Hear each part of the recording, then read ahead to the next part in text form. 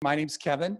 I'm a Career Center advisor. I'm associate director here and happen to be the liaison to the College of Business. So if you're a business student, I hope that we have met. And if not, I hope we meet soon.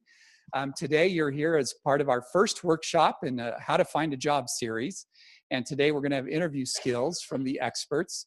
And before we introduce them, I want to tell you a little bit about the company that's here today and why we've asked them to join us. Aerotech is a staffing and recruiting agency, and they represent all types of industries. And we felt that that was part of the value of having these gentlemen come and join us today. Because if you're a business student, an engineering student, if you're interested in healthcare, government and public administration, engineering, I've said that, energy and utilities, energy sector heating up quite a bit, pharmaceutical, all sorts of disciplines. They can help us understand what employers are looking for during that interview process. So we like having them here. We enjoy their participation in our events.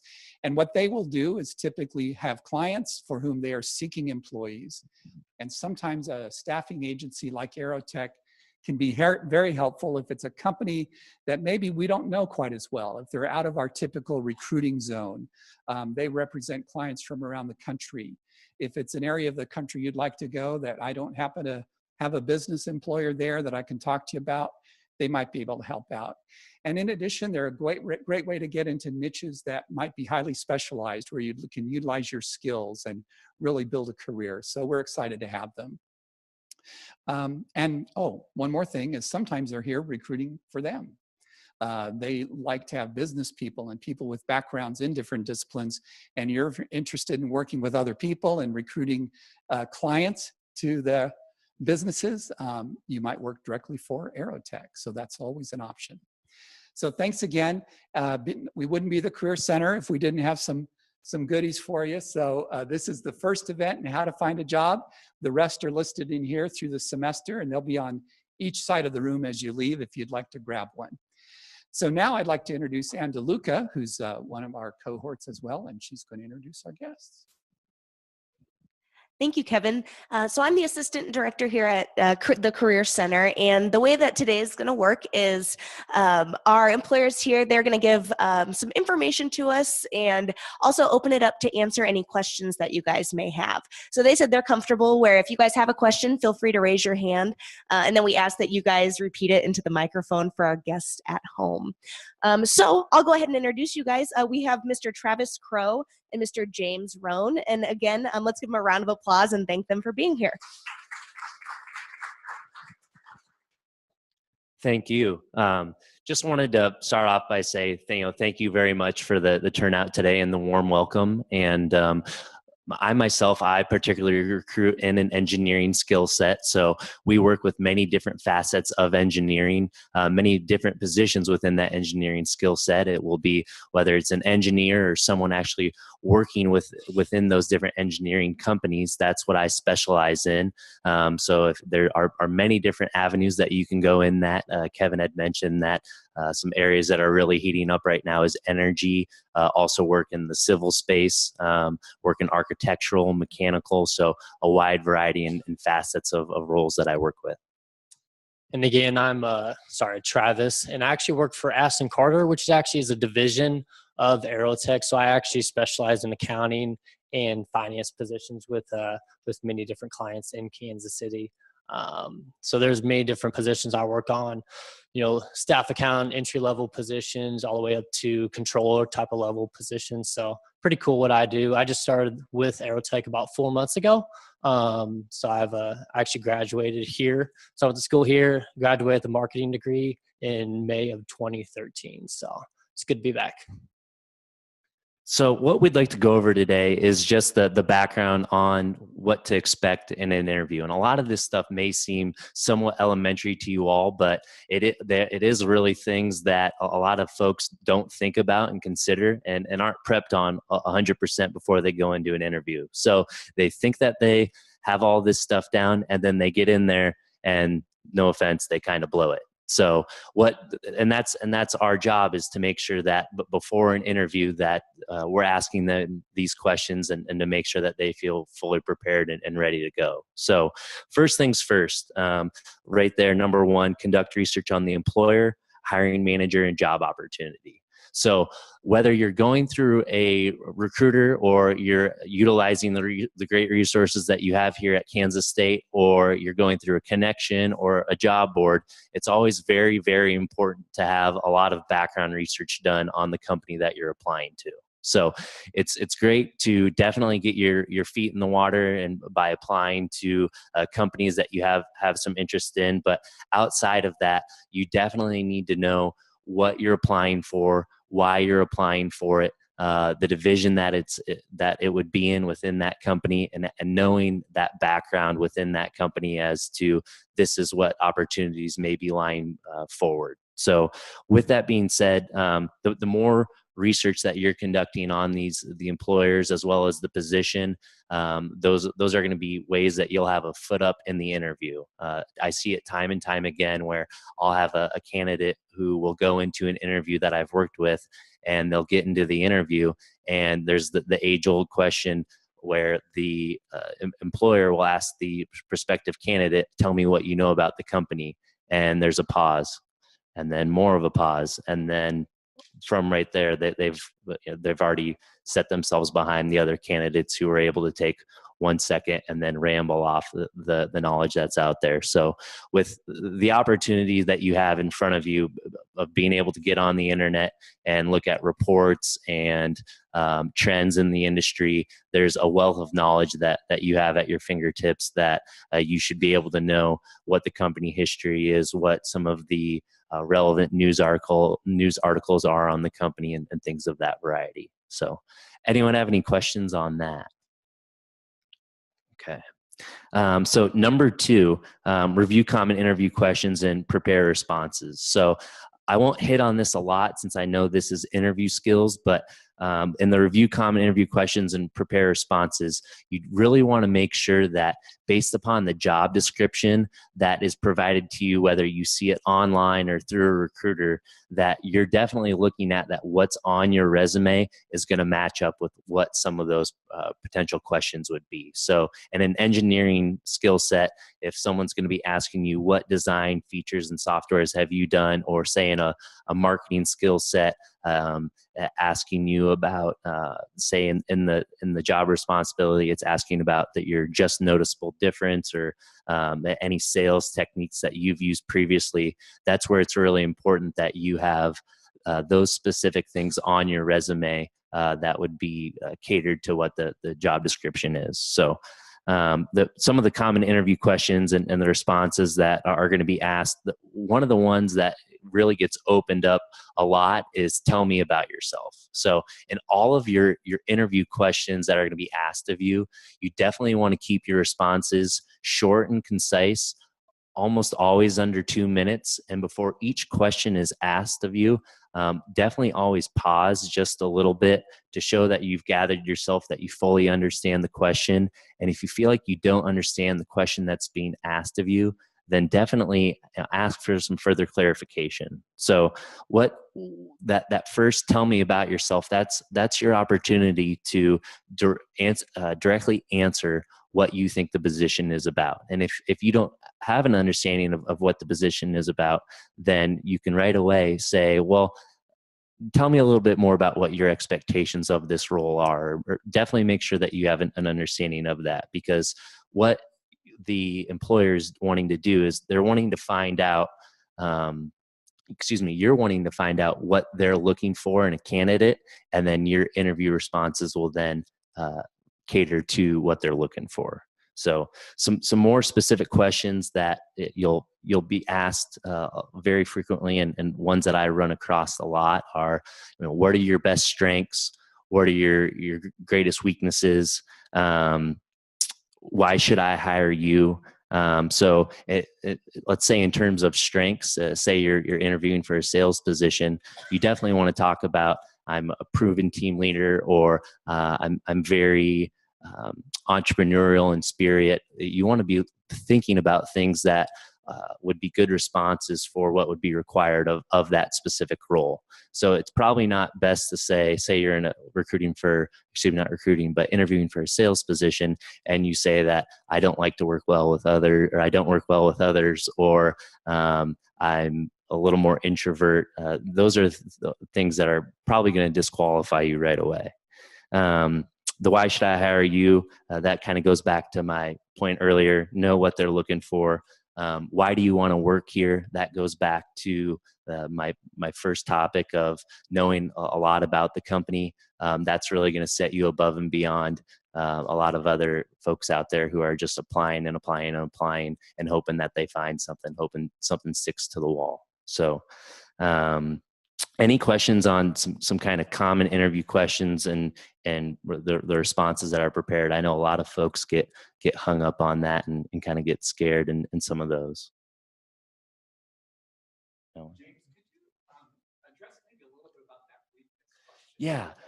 Yeah. So the weakness question, I know that's one that it does get asked a lot, and for you all, I think a very good response that you could touch base on that would definitely be to hit on areas that may not be perceived as a real weakness and that you could still spin as a strength. So an example of that would be, well, maybe I could work on my organizational skills, or for instance, if you're working on a specific an engineering with design, you've worked in a particular software and they're looking for software experience in another area, you always just want to spin it to, well, I don't have experience in this particular area, but this is where I have experience in that area that is very similar, and I feel it would be an easy transition for me. So Yeah, and another one for me that I actually use in my the question was, how would you answer your weakness? And so something I've usually done, like one of my weaknesses, that I try to do everything too much by myself. I'm not very good about distributing tasks to other people. So that's one of my weaknesses, and I still struggle with it. But in my interviews, I come back and be like, hey, that's something I'm still working on. I'm still not the best at doing it, but I do realize that is a weakness of mine, but I've become better at doing it. So you can always just turn into how just a positive. How am I trying to improve upon what my weakness might be? Or just because I mean everyone's got a weakness no matter what, so just trying to figure out how you can make yourself better, combat the weakness that you have. So the next point that I'd like to hit on is the dressing for success, and I see this in a lot of interviews. A lot of candidates, especially if it is more of a traditional firm, they'll go onto the website. They may or may not do a little bit of background, and then they show up to the interview and they're not dressed properly. So you always want to overdress for an interview, no matter what it is. If you have for guys a suit and tie, definitely always wear pretty much your most formal attire that would not be a tuxedo is my recommendation.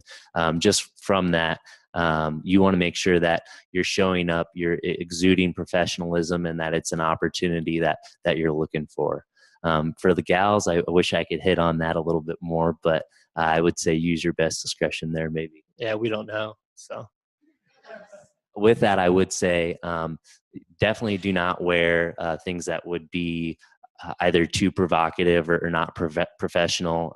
Minimal makeup and jewelry. You just definitely want a clean cut professional look is what you're looking for on that. So definitely make sure that you're spending time ahead of the interview and that everything is clean and pressed and neat. So yeah, and if I could touch on that, I have people ask me occasionally, like, hey, their dress attire for the company on a day-to-day basis might be like business casual or whatever. And people ask me all the time, like, should I wear a jacket? I'm like, always like, yes. Like, just even though you might know what their dress attire might be, go ahead and just, it's an interview. So go above and beyond, because you probably know the next person is probably wearing a suit and tie for, guys. So I always recommend just wear a suit and tie no matter what it is, no matter what environment you might be working at. So The next point is to arrive on time for the interview and prepared for success. So with that, you always want to make sure that with your interview,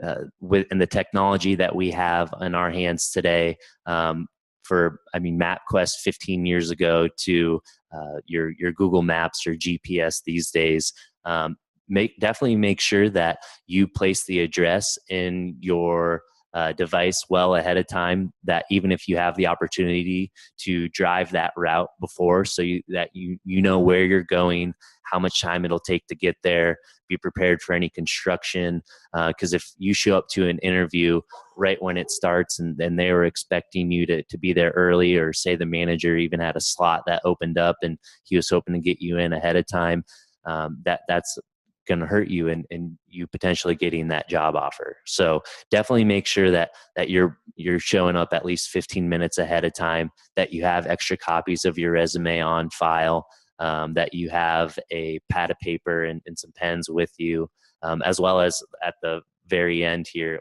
we attach some questions to have. So definitely have some questions written down, so that you feel like you've got a good game plan to win in that interview. Yeah, and to touch on that too, don't get there too early. There's some people I hear, they're like, yeah, I got to the interview in 30 minutes, 45 minutes ahead of time. That's great. I usually in past interviews, I would just sit in my car until 10 minutes before the interview, then go in and kind of check in and everything. Because if you're sitting there for 30 to 45 minutes, actually kind of might be a turnoff for some employers. They schedule a time for a specific time. So if you're kind of there, you're just sitting there waiting. So it's not good for you or good for them.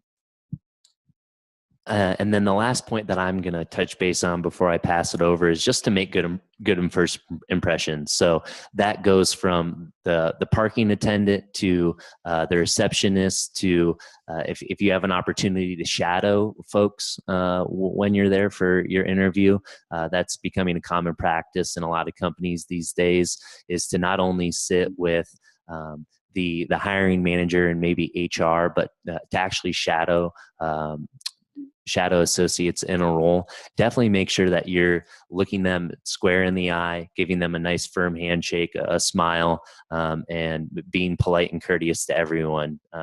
That is really a make or break. And I've actually even heard instances where the higher ups have gone to receptionists, parking attendants, positions of that nature, and I've asked them what they thought of that candidate or individual. That's how close some of these interviews can get. So just treat everyone with some respect, and that'll really take you a long way. So, does anyone have any questions so far about what James just talked about there? Feel free to fire away.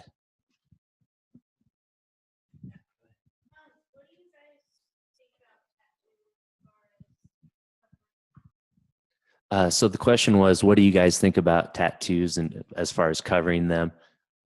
What I would say to that is, that's part of your character and your personality and who you are.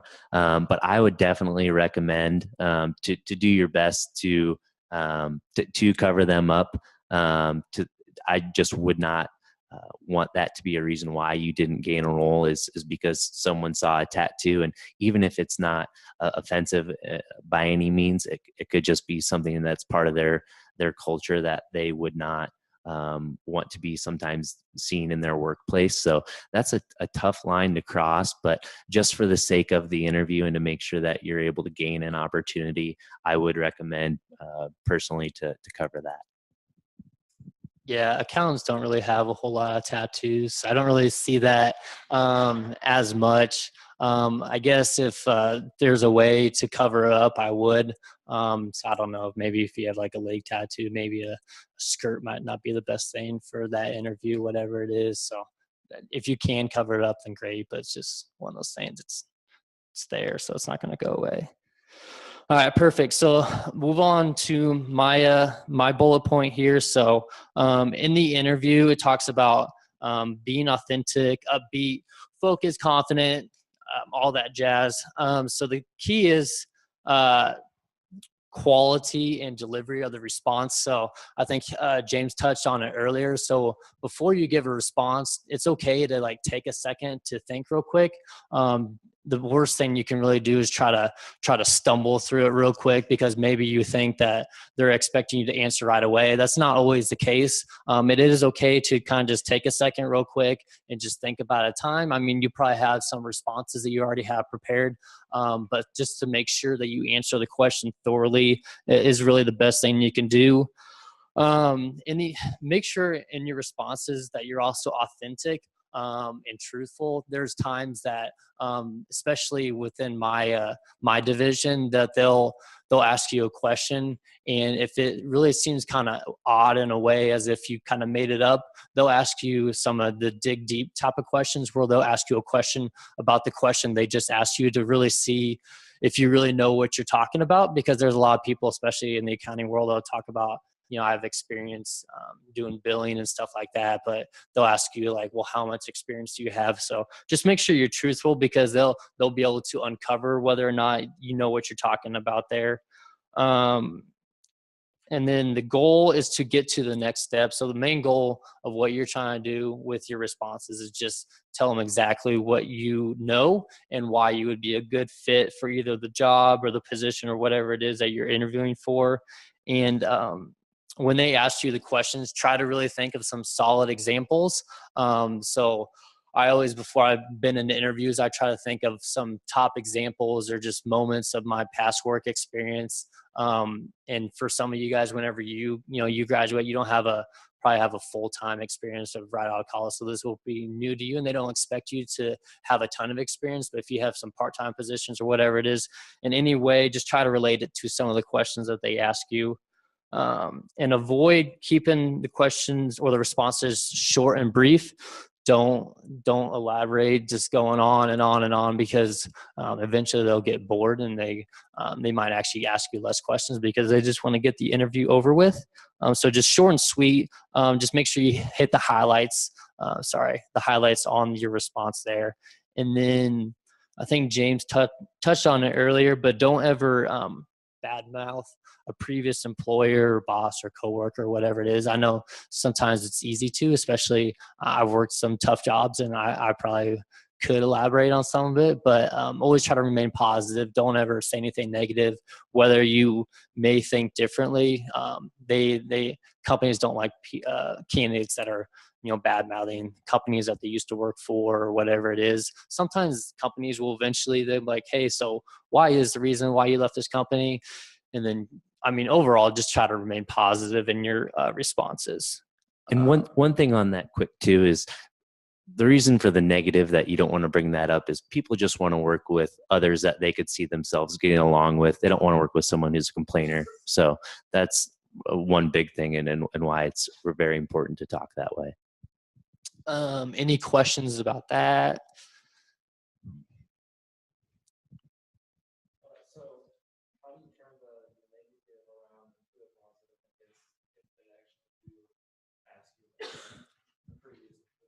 Yeah. So what you could say, just be upfront with that. So if the last role did not work out, what you'd be able to say in that specific situation is that at the end of your tenure,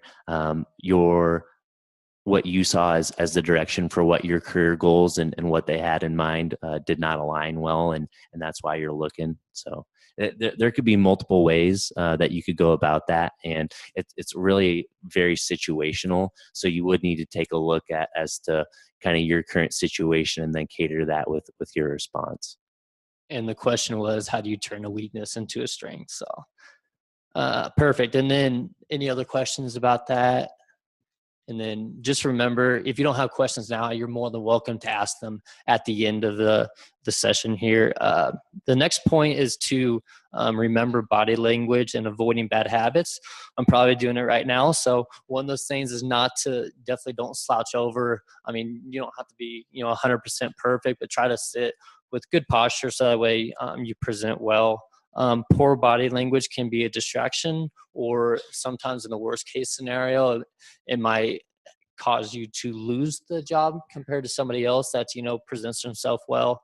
Another good form of body language, sometimes it's hard when you get nervous, but trying to smile as you listen to them talk or in your responses, remain eye contact with the person, good posture, having good physical responses of, head nodding or whatever it is. That way they know that you're paying attention and you're taking mental notes in your head.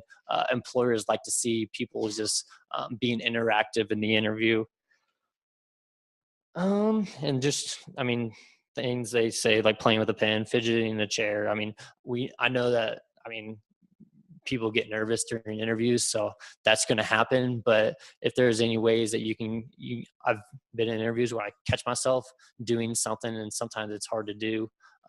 But just trying to catch yourself. If you feel yourself doing something that comes off bad, like slouching or whatever, is try to adjust it real quick, because it can definitely set the tempo for the whole interview. One thing I'd recommend is just definitely mirror what what the interviewer is doing. So if they're relaxed and sitting back a little bit, then that's okay for you. If they're much more formal and upright and are really giving you a lot of direct eye contact, definitely make sure you do your best to mirror them and meet that. One thing that a lot of people ask is, what do I do with my hands? So one thing that you can do with that is just keep them in your lap crossed, or feel free to have them up on the table like so, crossed. That's okay. It really helps out so that you don't have a lot of the hands going everywhere. So it's okay if you talk with your hands, but when you're not speaking, definitely try and do what you can to eliminate the body language with that. Any questions about that at all? Okay, perfect.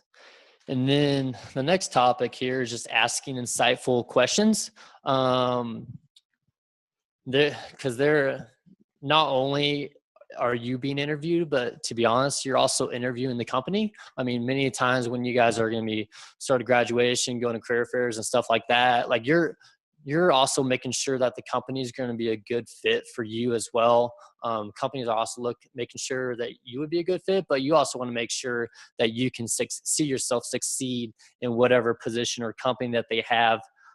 So this is also your opportunity to just ask some questions that you really want to know. I know in my previous interviews, I would just ask questions just to ask questions because I was told to do so.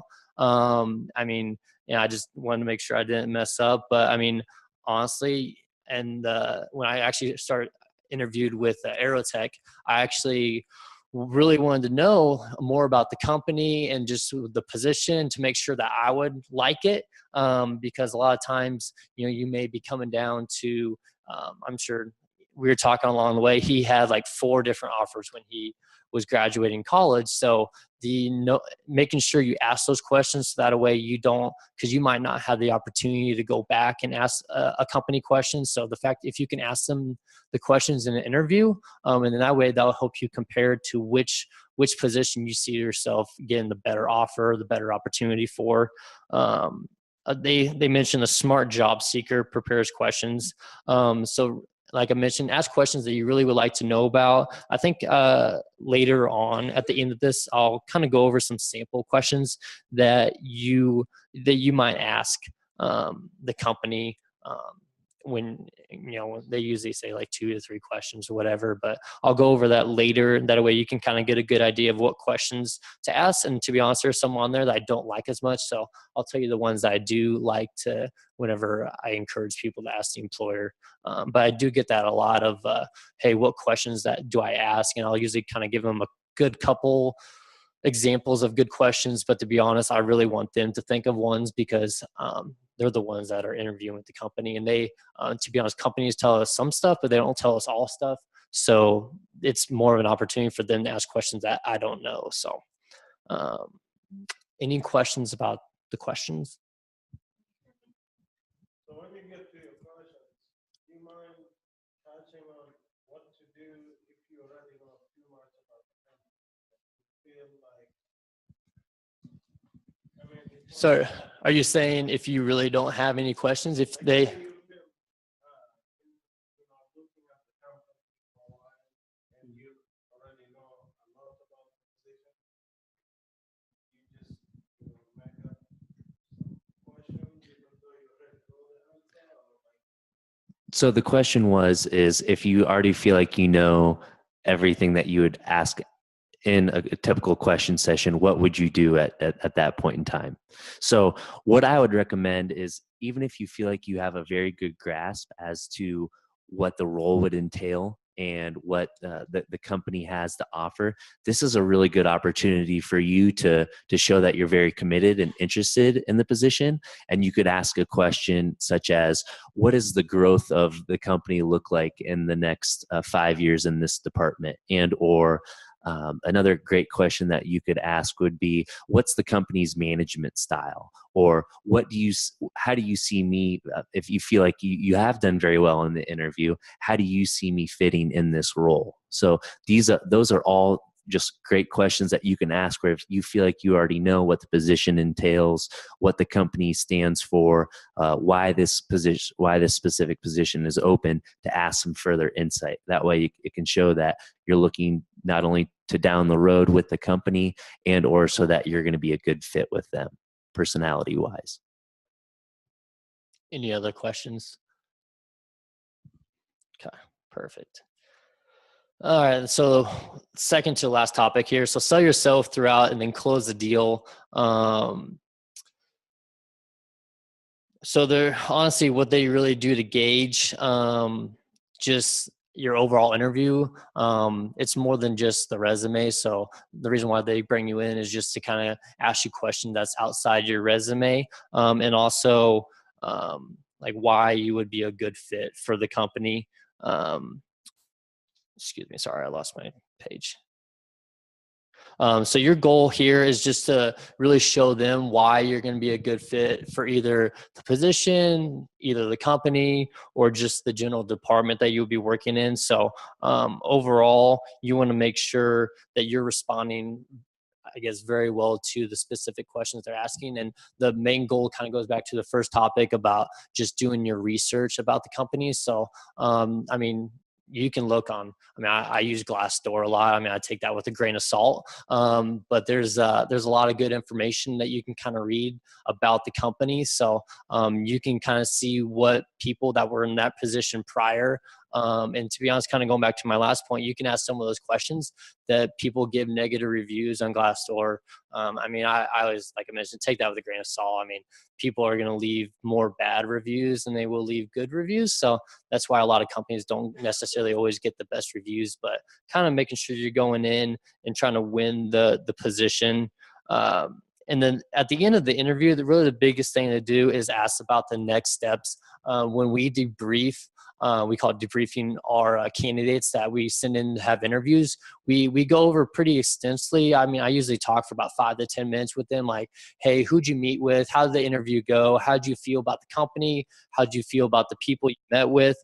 Did they mention what the next steps of the process were? Did they mention, like there's a couple more people interviewing, or they'll let you know at the end of the week? I had recently someone, they said that they'll let her know after Labor Day, which was 2.5 weeks, which probably means that they're going to move forward with somebody else. So stuff like that kind of gives you a good insight of like how maybe their thoughts went with the interview. So if they say, hey, yeah, we'll let you know like tomorrow, that probably is a pretty good sign. Not always, but usually a pretty good sign that the interview went well and they probably want to move forward with you. But to be honest, sometimes we read too far into it. So don't, definitely ask the question, but don't always read too far into it, because they may not know and you may not know just what their next steps are. They probably have, some people are really busy and they have no idea what's going on. So, but getting to know, that way for when you interview with some other companies as well, so that way maybe how quickly one company's moved compared to another company. That way you can kind of prepare to make the best decision for yourself. And they kind of give you a hint if you're interviewing for a sales job or a job that requires aggressiveness, to consider asking for the job at the end of the interview. I'll be honest, I've never done that. I've worked in some sales positions. It it really just depends. I always say on your personality. If that's kind of you and your personality, definitely do that. I myself, I've never done it. That's just because that's not my personality. I'm not like, hey, can I start tomorrow? That's just not me. But if you feel comfortable doing that, I always tell people, go ahead and do that. But if that's not you, it might come off kind of awkward, like, hey, I'm ready to go tomorrow. But that might just not be you. So don't try to go too over the top or anything. Any questions about that? Or okay. All right. So the last thing, honestly, I think it's one of the biggest things you can do is not only to after, at the very end of the interview, make sure you thank them for the interview because, they took time out of their day to interview you. I mean, most of these companies that we work with are busy, very busy and pretty hard to get a hold of. So the fact, if you can just thank them like, hey, thanks for taking the time to interview me. And I always say in the end of my interviews, just, I appreciate, you taking time. I look forward to hearing from you about what the next steps are. So that way you can kind of get a gauge on their interest and they get a gauge on your interest as well. So like, oh, this guy wants to hear about the next steps or what the plan of action is. So I always recommend doing that there. But And that's pretty easy to spot too. I guess if someone's being fake or being real, if they actually want to move forward, you can tell that pretty obviously. And from that, if you're real in your responses and showing some enthusiasm and everything that comes along with that, that'll go a long way.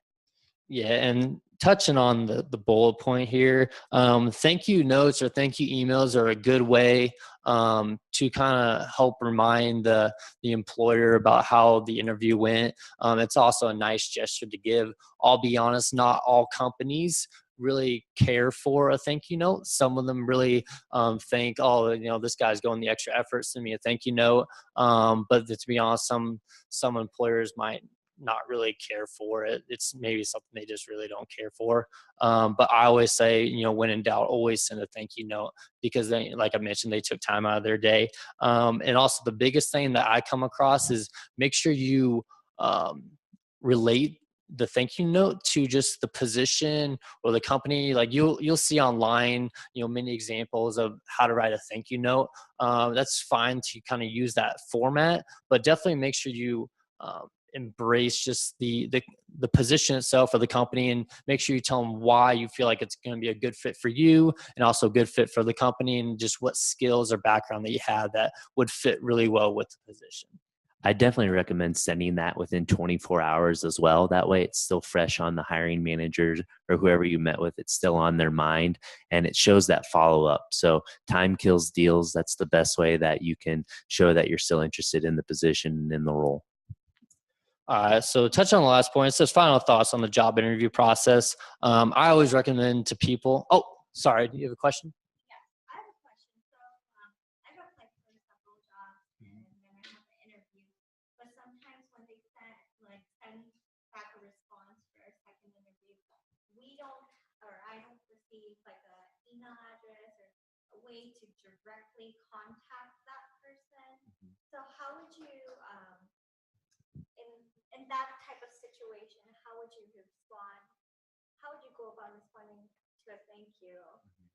Yeah. So her question was if you don't get their contact information or just anything like that, how do you send a thank you response or whatever it is? Was that your question? And that does happen. I always recommend to at the end of the interview, try to ask for their business card. Most people will have business cards, so try to ask for a business card.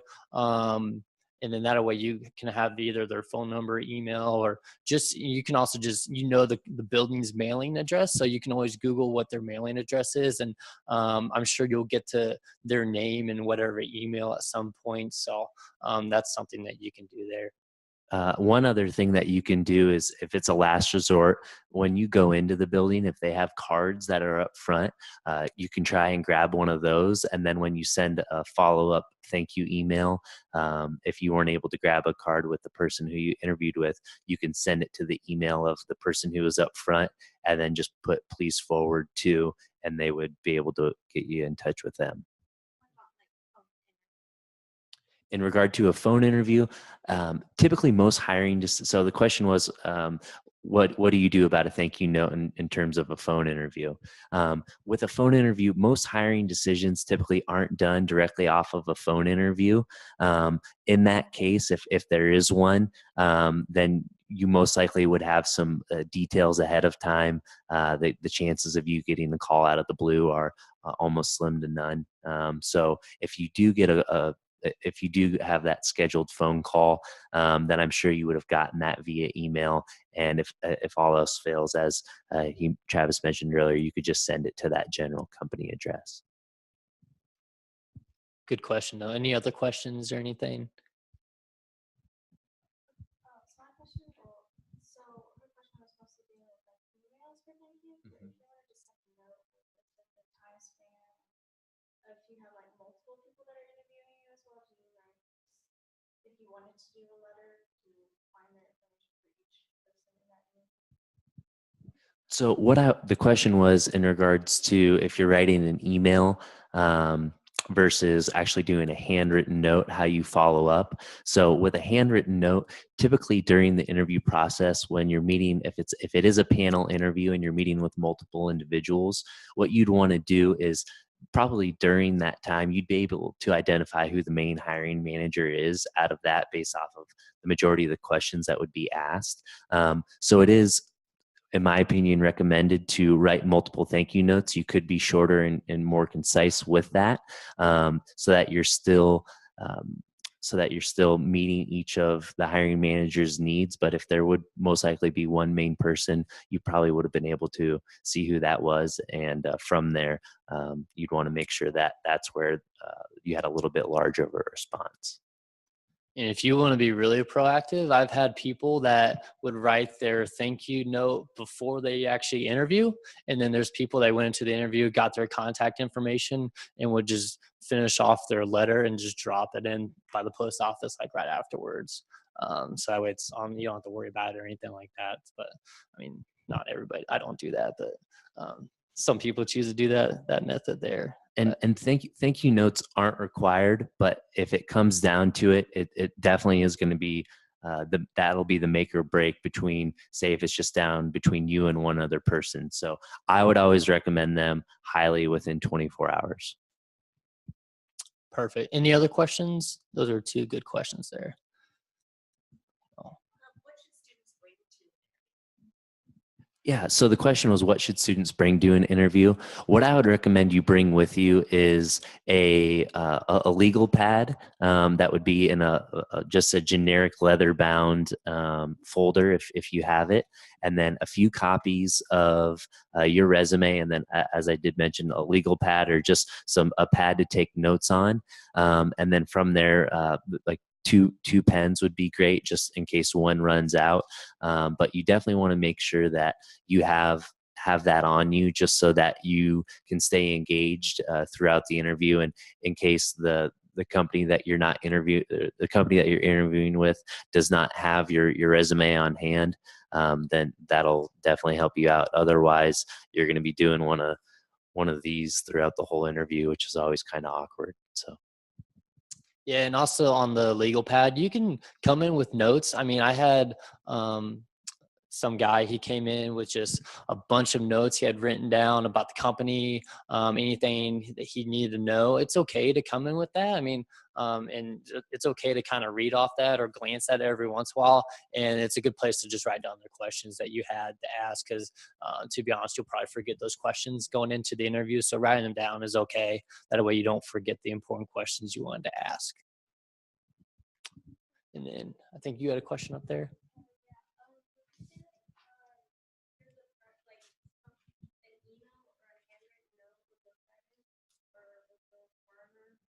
Yeah, so the question was, is there a difference between sending an email or writing and mailing a thank you note? To be honest, I mean, the method we actually use for through us is usually just email. We have people email us, and then we actually forward it over to the company. That way we can read it over and make sure everything looks good, because there will be some grammar errors. So sometimes we'll go in and fix it, but it's not really it doesn't matter really, to be honest with you. We just do an email just because it's easiest for us. But if you want to send a note, it's a good gesture as well. So. In regards to that, I think that when you ask about the next steps too, if you think that there would be other candidates interviewing, then I feel that would maybe give you a little bit more time. So that would allow you to write that handwritten note and could be the difference between the two. But then again, in today's day and age, you want to make sure that you get a response over as soon as possible. So it really is a preference, but we've always had a really good success with just an email. That's really helped us out a lot if we've ever been close with trying to get a candidate in the door at a company. Yeah, because sometimes the mail service takes a while. So email, we know it's going to get to them right away, and they're going to read it right away. So good question. Any other questions?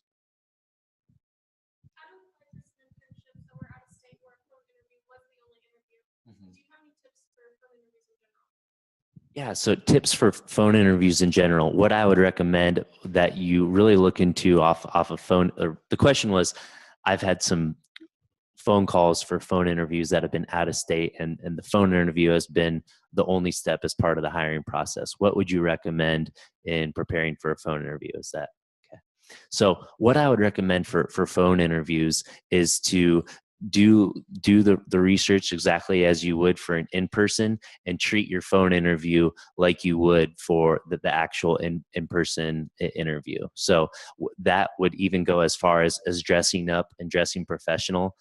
Even though it may seem silly, that really helps you get in the mindset of this is an opportunity that you're taking seriously, and you want to make sure that you're in a mindset and not in your athletic shorts and a t-shirt or whatever it may be.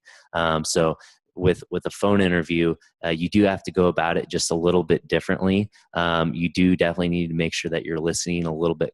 Not to say that you wouldn't listen very closely in an in-person interview, but definitely taking that pause to think very strategically before you give an answer, and think about what they're having to say over the phone, because that is a very big indicator. That would be a little bit of a differentiator. Some questions that you may get off of that is, are you willing to relocate? So that's a very common question that we get a lot. And how I would answer that is definitely never turn down the opportunity to relocate somewhere. How you could always answer that is, for the right opportunity, I would be open to relocate. Did that answer your question pretty good? Cool. Perfect. And then the last thing I'm going to do, and then we'll kind of open up for, I guess, some more questions overall that you might have. If you want to flip to that last page there, these are just the example questions that you might ask in an interview. And to be honest, I kind of starred the ones that I like or kind of encourage people to ask. If you want to kind of scoot down to the bottom there. So the third bullet point there is, tell me about a typical day. I think that's a good question to ask. That way you can kind of know, what does someone in the position I'm interviewing for do on a day-to-day basis? Like what time do they get there? What do people in this position usually do right when they get there? Like, are there meetings that they have throughout the day, or what time do people usually go home, or how busy will I be? Some of those questions it helps you get a good understanding of, like, am I going to like this job? So I usually encourage people to ask that, because that way they get a good familiarity of just like what you're going to be doing. I mean, because sometimes hours are big for people. Some people like to have more of the life on the work-life balance. So maybe a job that's like 8 to 5 might be more perfect for you. But if they also like tell you like, hey, you're going to be working like 7:30, you might not get off till 6:30, 7 o'clock at night, maybe that job might not be a good fit for you. So it just kind of depends on your situation. So that question I usually like. Some companies nowadays have a training program. So just asking about a training program, like with my position in my company. you go through 2 weeks of training. That's a lot of videos, and then shadowing and observing people doing the job as a recruiter. But overall, the whole training process is 13 weeks long. So some of those questions kind of help determine about how much time are they going to spend training you. That way they can set you up for success. And then the last question that I usually encourage people to ask are just what are the characteristics of a top performer? That way you can kind of tell, the top performers put in 60 hours a week. Like I mentioned on the work-life balance, maybe this job isn't for you. I'm not saying that they would recommend spending that much time or assume that you are going to, but they do say like, hey, this is what people work and this is how they're very successful. That way you can kind of gauge, like, if you do get the job, well, I'm probably going to be working 60 hours a week if I want to do well. So. And with some of those characteristics, if they give you some of those characteristics and you don't feel like that you've exuded that you have those characteristics, or based off of your resume, or if it hasn't been touched on or covered, then that's really your opportunity to hit it home and say, if these are the characteristics of your top performers, this is what I have, that I do possess these skills to be a good fit for the role. So. I guess the one question that a lot of people are asking nowadays that, to be honest, I don't necessarily like is people are asking, why would you not hire me for this position? I mean, you can read online. I'm sure you might have already seen it online to ask that question. I mean, whether it's right or wrong, I don't know. From my perspective, I don't know about yours. I don't necessarily like it as much because it gets them to start thinking about, well, I didn't really think about it, but I guess these might be the reasons why I wouldn't hire them, and kind of opens the door to them to think negatively about you. So I don't know why it's kind of popped up so much online. So, I mean, you're more than welcome to ask it. I would recommend not asking it. And I've actually gotten feedback from one interview of somebody that asked it, that just saw that question online and went ahead and asked it. To be honest, I think I asked that question and I didn't get the job. So maybe that's just from personal experience. But yeah, I don't know. I think it just opens their eyes to just maybe seeing some of the weaknesses that you have. So. Just this last week, I had a candidate that I was working with for an engineering design position with Black and Veatch in Kansas City, and he asked that question. And thankfully for me, the hiring manager had stepped out of the room at that point, but both the other gentlemen that he was in this panel interview went negative almost immediately. So even though he was a perfect candidate for the role, had knocked out all their questions out of the park, that one question there at the end, most likely, in my opinion, when doing our debrief, could have cost him the role. So it's your opinion on if you'd like to ask it or not. But as Travis mentioned, it really does just you've had such a great interview, and then you're ending that on negative light. That's not something that we would recommend. Any questions about those questions to ask, or anything about anything that we talked about so far? I have a general question. Once you fill out an application for a job, how many days or weeks after should you come back and be like, where's my job status or whatnot? So the question was, once you've applied for a posting or have had actual direct contact, when should you follow back up? So I would say it's appropriate to follow back up, at least from the positions that I work with, either once a week or bi-weekly. After a few attempts, they need to be different in each response that you send. It should not be the exact same thing over and over. And then after that, you'll be able to kind of get a gauge of how immediate this position is. So it could just be a matter of they haven't received funding yet. It's not always a matter of if you do or do not fit the role. So it's definitely okay to follow back up with them. In my opinion, a weekly or bi-weekly is still okay. It's not overbearing, but it still shows that you haven't forgot about it. Any other questions? Yeah, this is your guys' time. Feel free to hit us. I mean, this is day in and day out. That's what we're doing, is trying to work with folks who are going to be going out into the field. So feel free if you have anything.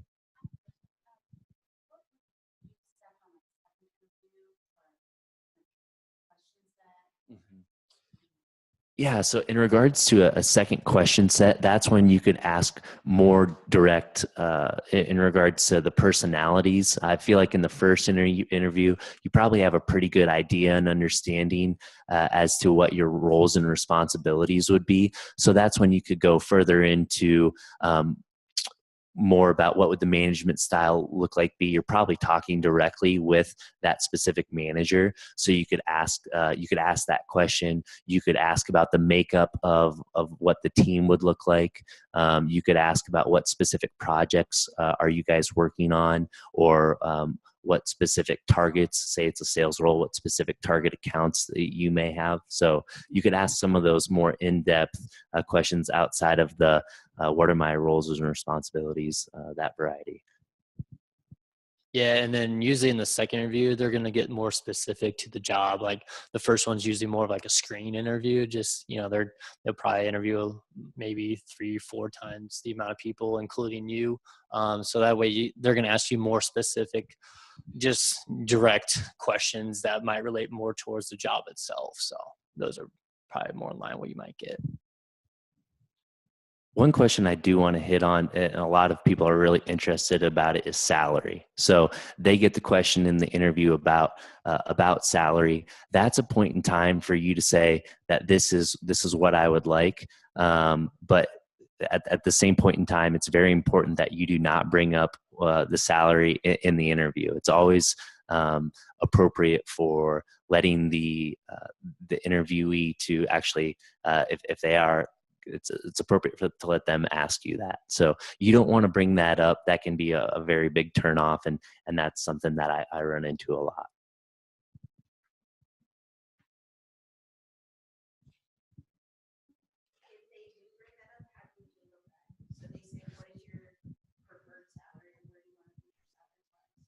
So the question was, if they bring up salary and where do you want to be, how do you answer that? So how I would answer that is based off of what the research that I've done. I see that most jobs in this area are paying at about this range, and I feel that I would be a good candidate at X, Y, and Z dollars due to those specific reasons. So if you've had a role prior to that in which you've made money in that range, then it's definitely appropriate to say, I've done this, I'm asking for this because X, Y, and Z, whether I was a top performer or I developed a new patent which made my company this amount of money, or whatever it may be.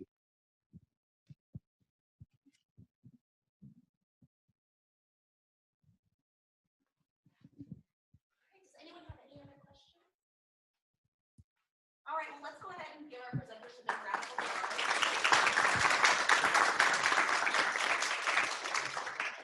Again, if you guys have follow-up questions for our presenters, I believe they attach their business cards to their handouts. Yeah, and also on my business card, if you want to jot down, they messed up on my email address. My phone number and everything's right on there, but it should be TR Crow instead of just T Crow, TR Crow. So if you want to jot that down, if you have any questions for me or anything.